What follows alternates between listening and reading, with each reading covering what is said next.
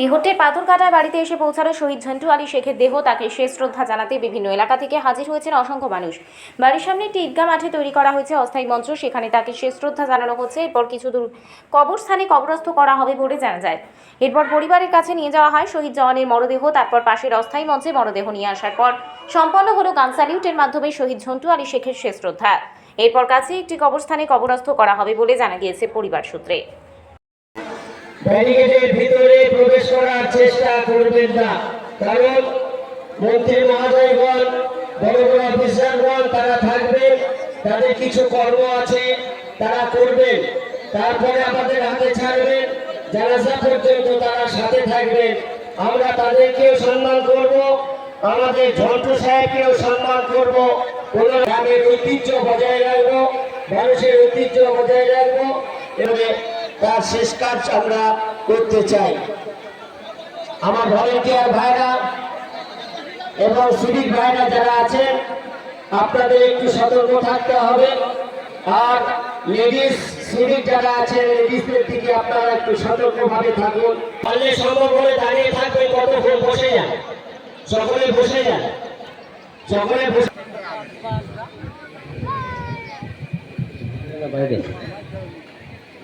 চলে আসেন, সব গেটের কাছে দাঁড়াবেন না, গেটের ডান পাশে দেখছি অনেকে দাঁড়িয়ে আছেন। তবে একে অপরকে সহযোগিতা করি।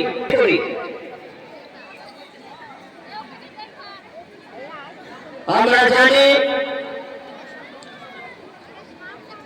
ভারতবর্ষ আমাদের দেশ, যে দেশের মাটিতে আমরা জন্ম হয়েছি, এই দেশের মাটিতে আমরা আবার থাকতে চাই।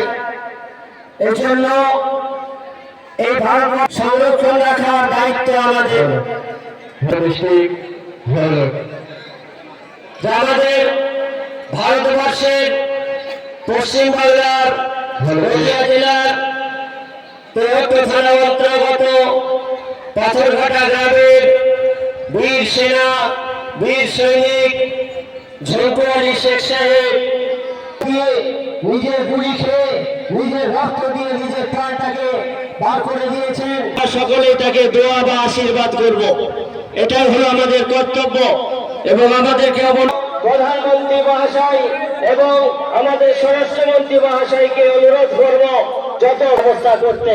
তাদের এত বড় সাহস হয় যে তারা বহিরাগত থেকে এসে ভারতে এসে ভারতবর্ষকে খতম করে চলে যাবে, শেষ করে চলে যাবে। আমরা চুপ থাকবো?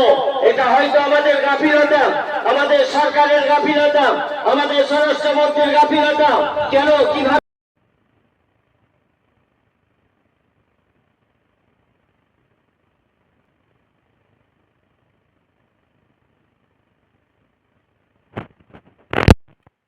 যাতে কোনোভাবে অর্থনৈতিক ভাবে কোন রকম বঞ্চিত না হন, সেইটা দেখানোর দায়িত্ব আমরা বহন করব। হ্যালো।